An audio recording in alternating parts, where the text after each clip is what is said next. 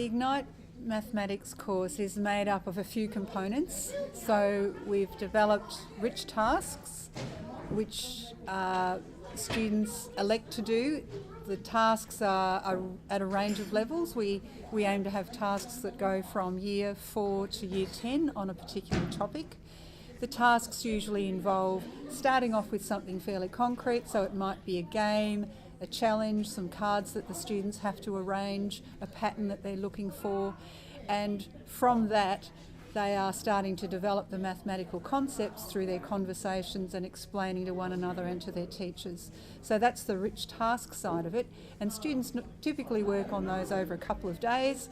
They blog evidence of their learning and record a digital portfolio of their learning.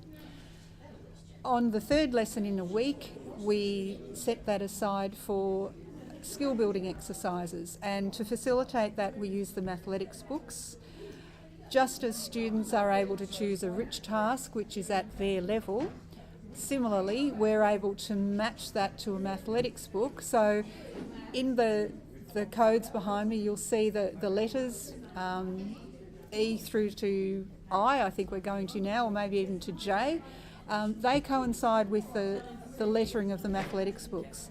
So one of our lowest students might be working at a grade 4 or 5 level, so they could be working on a booklet E and F, and that would coincide with the level of task that they're doing, labelled E and F up here. So we try to set up a system so the students know which level they're at. They're selecting the level that's just challenging enough for them so that they're not having to continuously ask for help, but can start a task and manage to get through it with a little bit of help from peers or from the teacher. It's good to work in your own level because you might not be as smart as someone who's at a really high level, and you can work at your own pace to gradually get higher. It's good to work at your own level because, well, you might say a level H might be a bit hard for you, but then a level, say, E might be a bit easy, but other people are really good at those levels.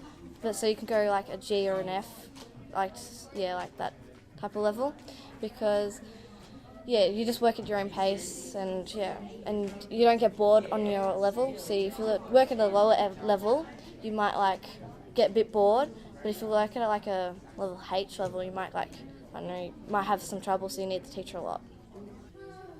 We started to look at our data a few years back now, and we realised that there were students at either end of the ability levels that we weren't catering for. By using the one textbook, we weren't able to extend the students who are at the higher levels, and the textbooks weren't accessible to the students at the lower levels, particularly those who had literacy problems as well as difficulty with mathematics. So we realised that one textbook doesn't fit everybody, and parents were paying out a large amount for textbooks that really were only suitable to the middle band. With the mathematics books, we're able to give a student a booklet that is at their level, and also across the range of topics that students may move. So typically students have difficulty with fractions, decimals and percentages, and might be at a lower level for that than they are for probability, which is much more intuitive and relates a lot to everyday life.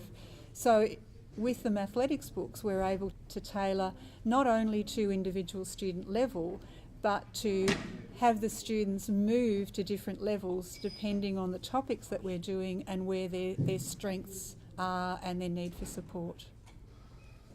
So there's the rich tasks, there's the mathematics books that we use to build the skills, and on the fourth day of the week we're trying to introduce some worded problems and problem solving that involve the students reading a task, because that was something that we realised students had difficulty reading a task and working out what was the maths that I have to do.